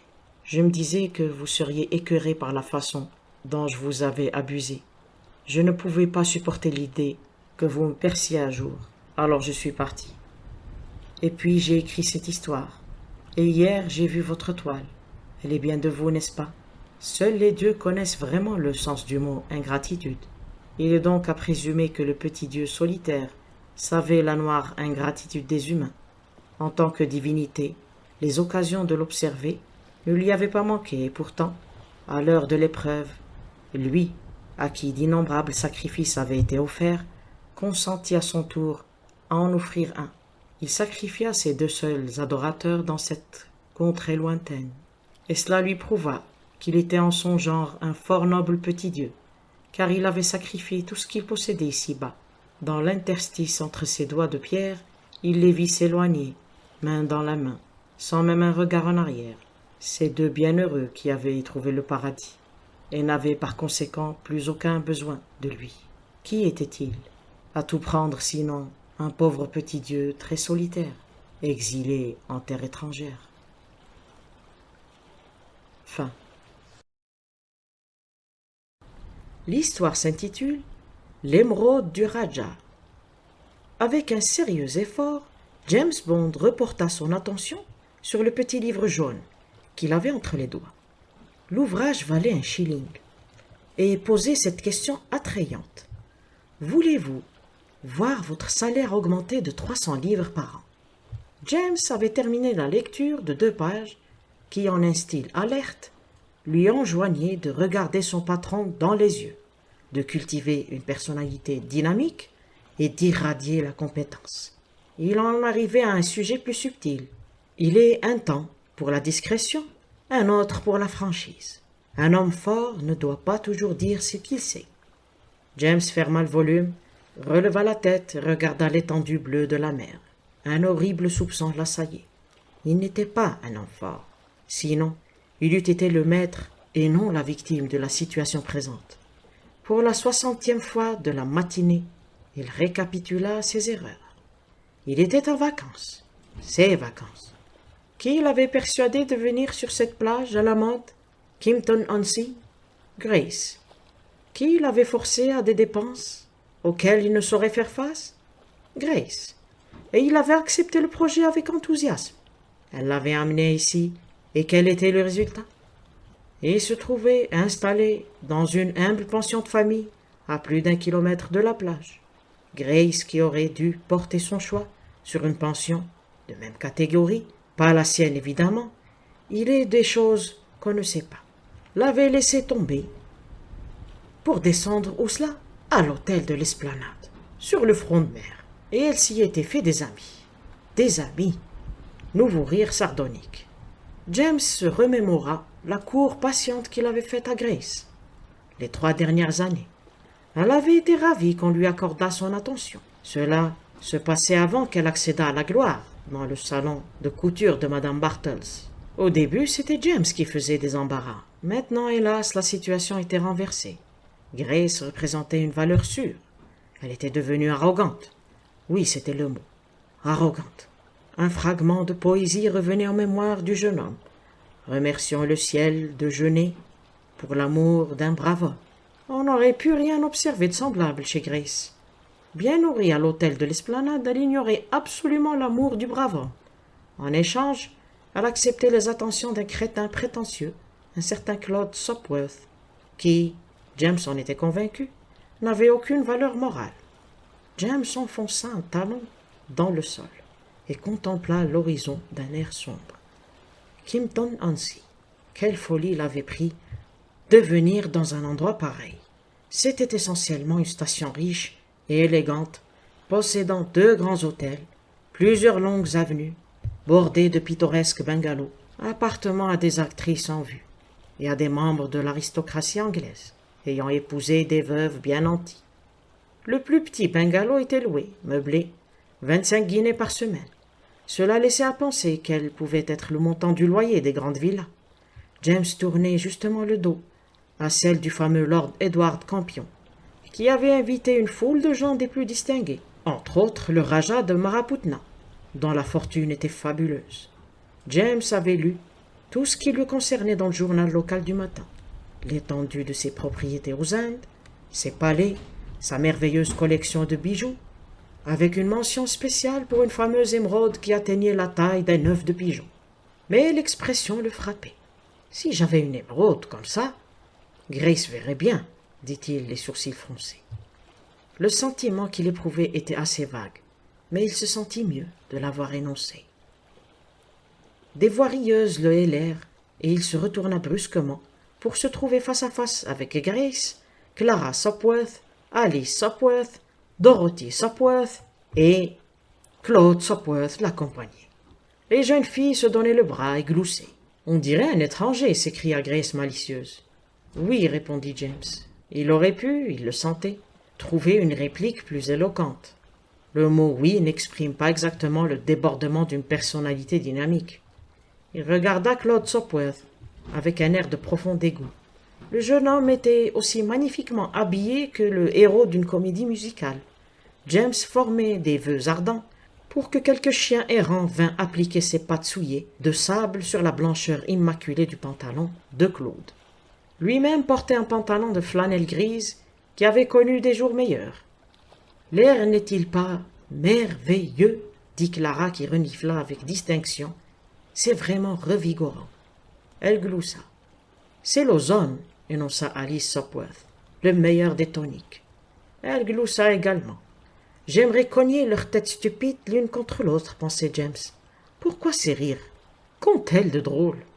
Allons-nous prendre un bain ou est-ce trop fatigant? Demanda l'impeccable Claude avec langueur. Une série de cris aigus accueillit la proposition. James accepta lui aussi, il réussit à tirer Grace à l'écart. « Je ne vous vois plus. Nous sommes ensemble à présent, et vous pouvez venir déjeuner avec nous à l'hôtel si... » Elle s'interrompit pour regarder les jambes de James. « Qu'y a-t-il? Je ne suis pas assez élégant pour vous, sans doute. Vous pourriez, mon cher, prendre un peu plus soin de vous. Tout le monde ici est si merveilleusement chic. Regardez Claude Sopworth. »« Oh, je l'ai regardé, je n'ai jamais vu d'homme ressemblant davantage à un âne. » Grace pinça les lèvres. « Inutile de critiquer mes amis, James. Cela ne se fait pas. Il est habillé comme tous les gens bien de l'hôtel. »« Bah, savez-vous ce que j'ai lu l'autre jour dans Bavardage mondain? Eh bien que le duc, je ne me rappelle plus de son nom, mais c'était un duc, en tout cas, était l'homme le plus mal habillé de l'Angleterre. C'est possible, mais il s'agit d'un duc. Et puis, qui vous dit que je ne serai pas duc un de ces jours, ou père, pour le moins. » Il tâta le petit livre jaune à travers sa poche, et récita à la jeune fille toute une liste de pères du royaume qui avaient eu dans la vie des débuts beaucoup plus obscurs que James Bond. Grace ne put s'empêcher de rire. « James, ne soyez pas si niais. Vous voyez, comte de Kympton-on-Sea » Il lui lança un regard où se mêlaient la rage et le désespoir. L'ambiance de cet endroit avait certainement influé sur la jeune fille. La plage de Kympton est une longue étendue de sable. Une rangée de cabines la borde sur 2 kilomètres. Le petit groupe s'était arrêté devant 6 cabines portant l'inscription « Réservée aux clients de l'hôtel L'Esplanade ». « Nous y voici, dit Grace avec entrain. Mais je crains que vous ne puissiez venir avec nous, James. Il vous faut aller louer une tente, là-bas. On se retrouvera dans l'eau. Au revoir. » Au revoir, et James s'enfuit. 12 tentes, en fort mauvais état, étaient tournées vers l'océan.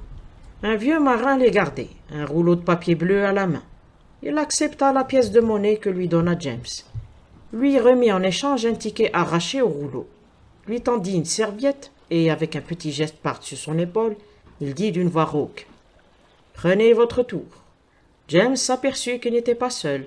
D'autres que lui avaient eu l'idée de se plonger dans la mer. Toutes les tentes étaient occupées, et devant chacune d'elles un groupe s'était formé. Les gens échangeaient des regards de défi. James se joignit au groupe, le moins dense, et attendit. Les rideaux de la tente s'écartèrent, et une jeune beauté, sommairement vêtue, sortit en ajustant son bonnet de bain avec la nonchalance de quelqu'un qui a la matinée à perdre. Elle sautilla jusqu'au bord de l'eau et s'assit, rêveuse sur le sable. Rien à faire, se dit James, qui changea de groupe. Au bout de 5 minutes, l'entrée de la seconde tente se souleva lentement et livra passage à 4 enfants suivis de leurs parents. La tente était si petite qu'on avait l'impression d'assister à un tour de magie.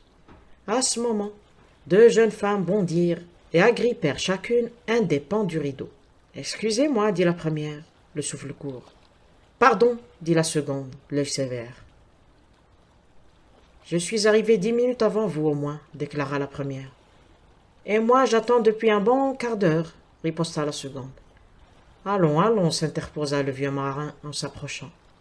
Les 2 jeunes femmes se mirent à parler en même temps, d'une voix aiguë. Quand elles s'arrêtèrent, il pointa son pouce vers la seconde. « C'est votre tour. » Puis il s'éloigna, sourd aux récriminations. Il ignorait qui était arrivé en premier lieu, et s'en moquait éperdument. Mais son arbitrage était sans appel. James, désespéré, lui saisit le bras. « Une seconde. Vous voulez ? Dans combien de temps y aura-t-il une tente libre ?» Le vieux marin promena un regard morne sur les files d'attente. « 1 heure, 1 heure et demie, je ne peux pas vous dire. » À cet instant, James aperçut Grace et les Sopwith qui entraient dans l'eau. « Cré bon sang !» Il secoua le bras du vieux. « Ne puis-je avoir une tente quelque part ailleurs ? Ces cabines là-bas, elles sont vides, toutes. »« Possible, » répondit l'ancien marin très digne. « Mais elles sont privées aussi. » Il s'éloigna, méprisant. Amèrement conscient d'avoir été joué, James s'écarta de la foule et s'éloigna le long de la plage furieux. C'était le comble, vraiment le comble. En passant devant la rangée des cabines, il leur lança un regard meurtrier. Indépendant libéral, il se sentait devenir socialiste et rouge. Pourquoi les riches avaient-ils des cabines et pouvaient-ils se baigner à toute heure sans être contraints d'attendre mêlés à la foule? Notre société pourrie, pourrie jusqu'au cœur. De l'eau montaient les cris d'une femme éclaboussée, la voix de Grace, et, la dominant, le braillement stupide de Claude Sopwith. Que le diable les emporte, maugréa James en grinçant les dents, exercice qu'il n'avait jamais pratiqué encore mais dont on parlait souvent dans les romans. Il s'arrêta et tourna le dos à la mer. Avec une haine concentrée, il regarda. Nid d'Aigle, Buena Vista, Mont-Désir. C'était la coutume pour les habitants de Kimpton-on-Sea de baptiser leur cabine de bain de noms de fantaisie. Nid d'Aigle lui sembla idiot. Buena Vista dépassait ses connaissances linguistiques, mais il savait assez de français pour apprécier l'à propos du 3e nom. Mont-Désir, c'est vraiment le cas de le dire. Si les portes des autres cabines étaient soigneusement closes, celle de Mont-Désir était entrebâillée. Il regarda autour de lui. Ce coin de plage était fréquenté par des mères de famille nombreuses, attentives aux mouvements de leurs rejetons.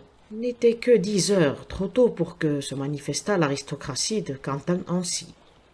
Il déjeune au lit, de cailles et de champignons servis par des valets poudrés. Peu! Aucun d'entre eux ne se montrera avant midi.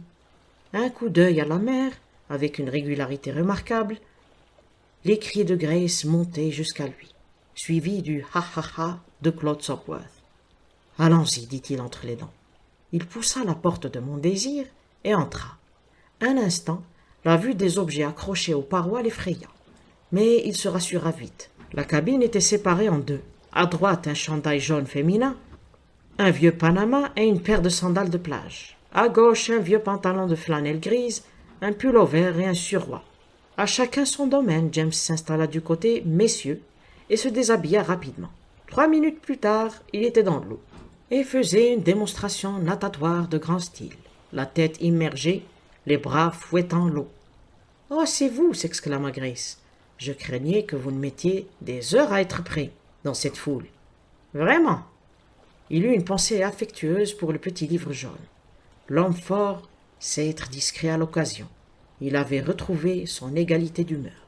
Ce fut d'un ton plaisant mais ferme qu'il écarta Claude Sopworth qui prétendait enseigner le crawl à Grace. « Non, non, mon vieux, vous n'y entendez rien, laissez-moi faire. » Et telle était son assurance que Claude s'écarta, piteux.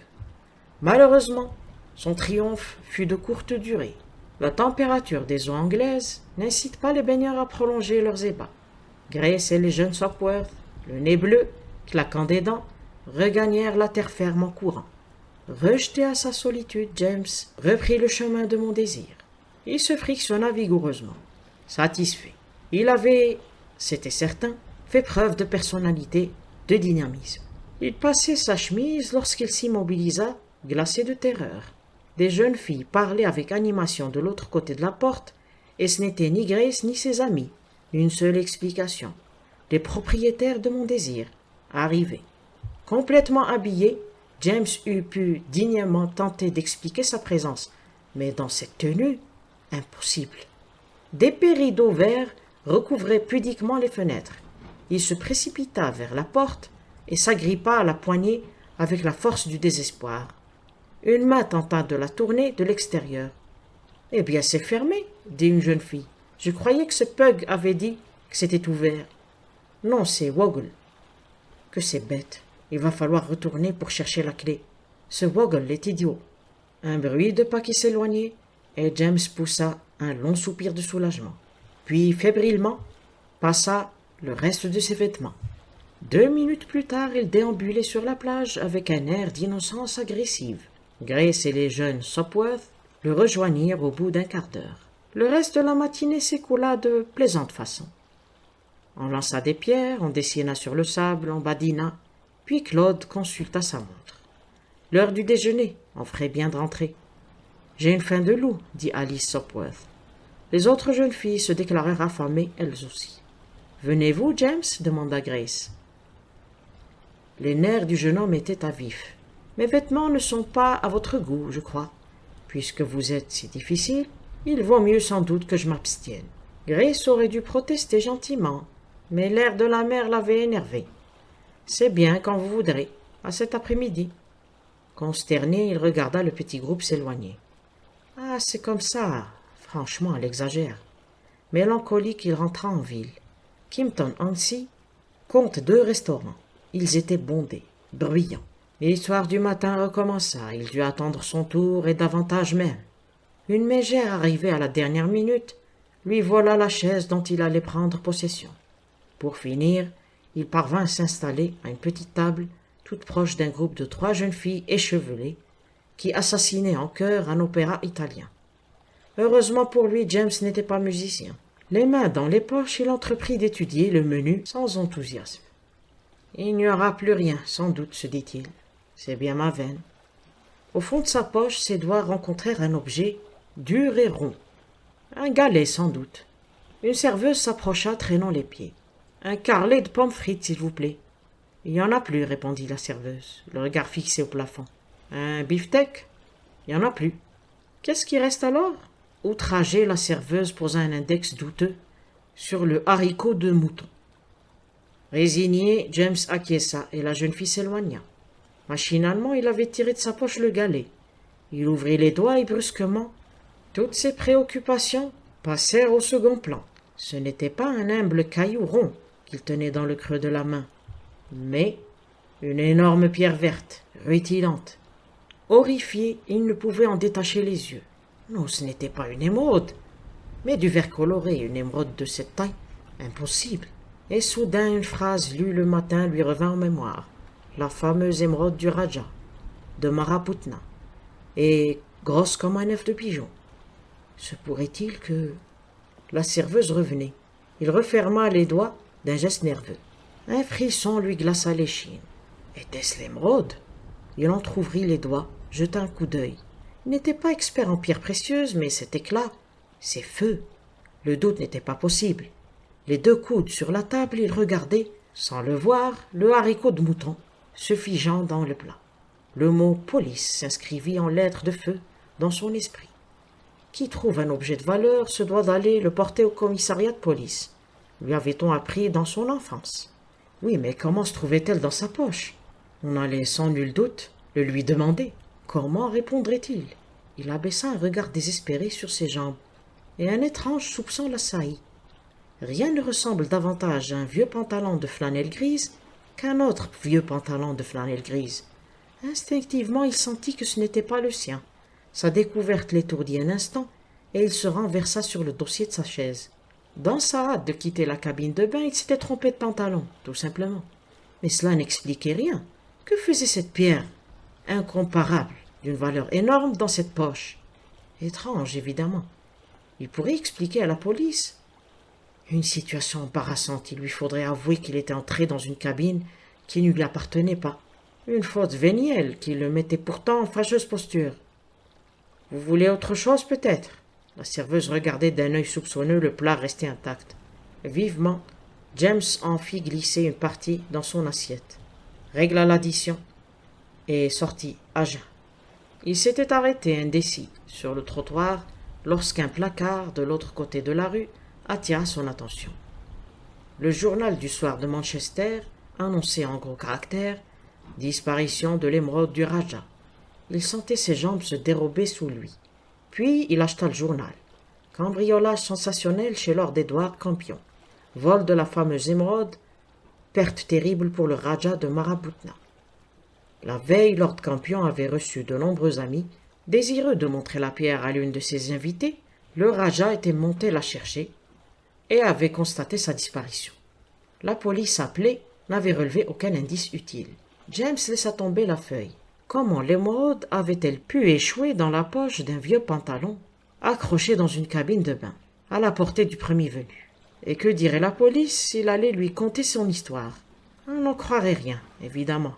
Pouvait-il garder dans sa poche un bijou volé, qui eût suffi à payer la rançon d'un roi recherché par toutes les forces de police du district? Il fallait prendre une décision. Choisir. Aller tout droit au commissariat et raconter son aventure. Cette première solution ne lui souriait pas. Ou se débarrasser de l'émeraude. Pourquoi ne pas en faire un paquet et la retourner au Raja? Il secoua la tête. Non, il avait lu beaucoup de romans policiers et voyait déjà les fins limiers du royaume penchés sur le colis et découvrant en moins d'une heure, au moyen de microscopes et autres appareils de précision, la profession de l'expéditeur, son âge, ses habitudes et la couleur de ses yeux. On le retrouverait très vite. Puis une idée lui vint. Admirable de simplicité. C'était l'heure du déjeuner, la plage était déserte. Il n'avait qu'à retourner à Montdésir et remettre le pantalon à sa place et reprendre le sien. Il se mit en route sans attendre. Mais sa conscience parlait, protestait. Cette émeraude devait être rendue à son propriétaire. Peut-être lorsqu'il aurait changé de vêtements, pourrait-il se livrer à un petit travail de détective.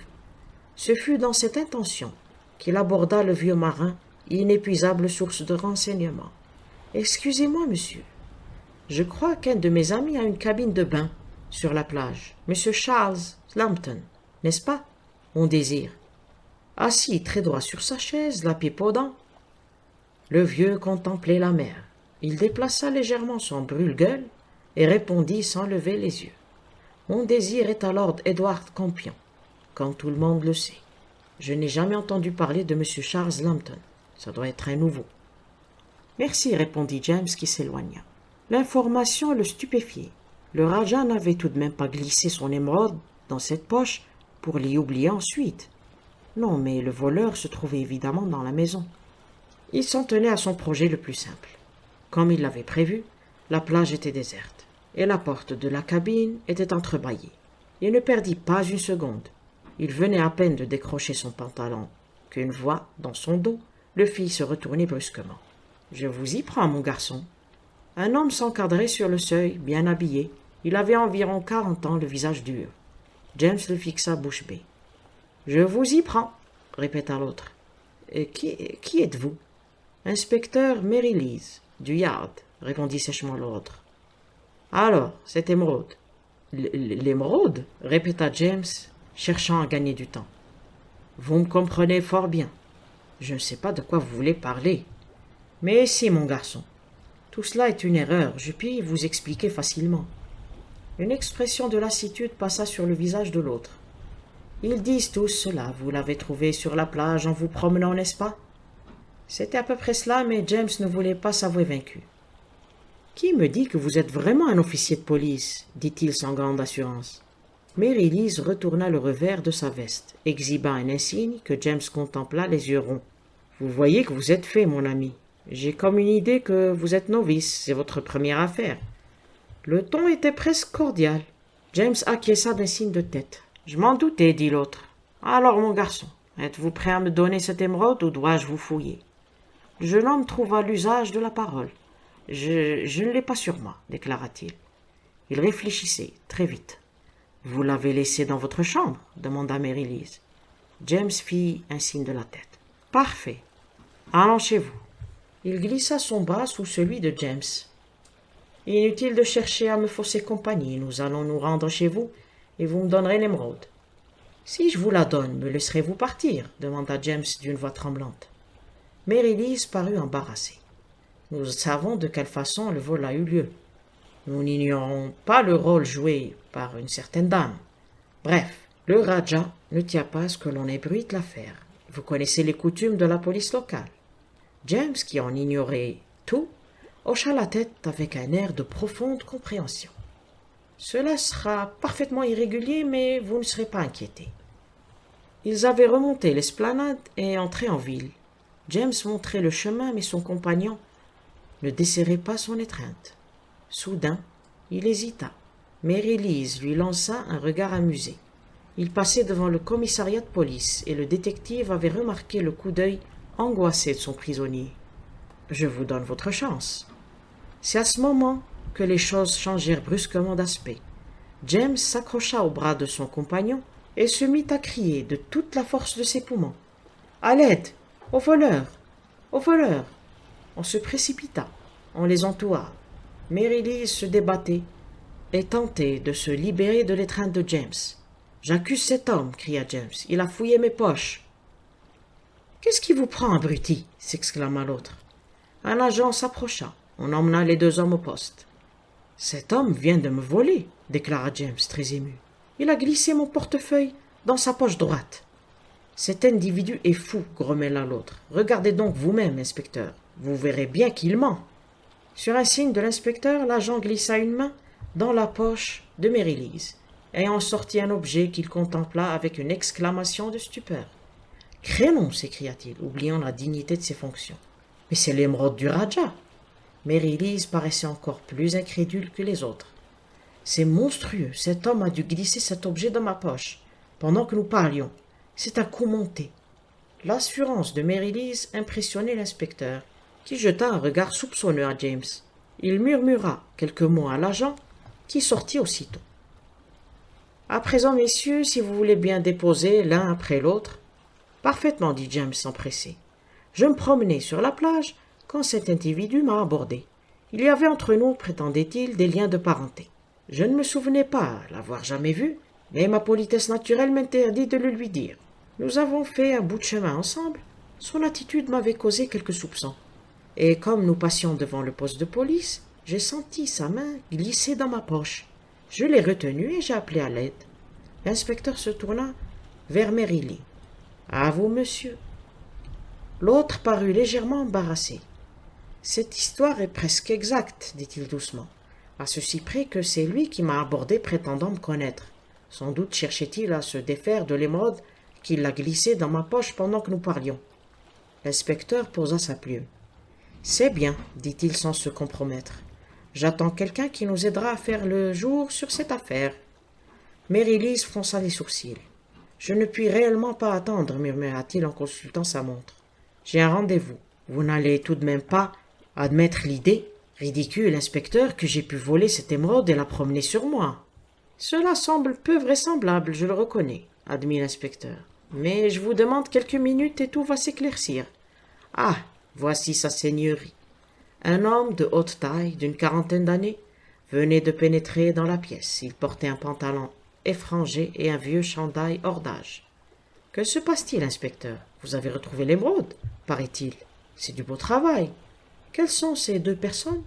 Son regard effleura James et se posa sur Mary-Lise qui perdit un peu de sa belle assurance.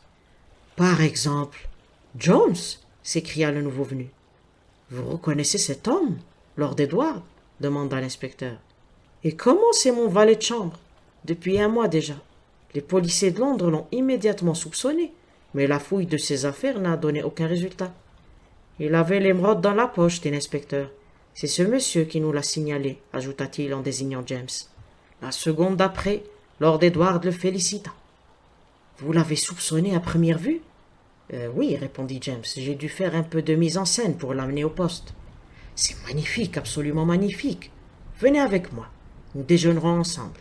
À moins que ce ne soit déjà chose faite. À cette heure-ci. Non, je n'ai pas encore déjeuné, répondit James, mais plus un mot. Le Raja voudra absolument vous remercier de lui avoir rendu son émeraude. Cette histoire me stupéfie, je l'avoue.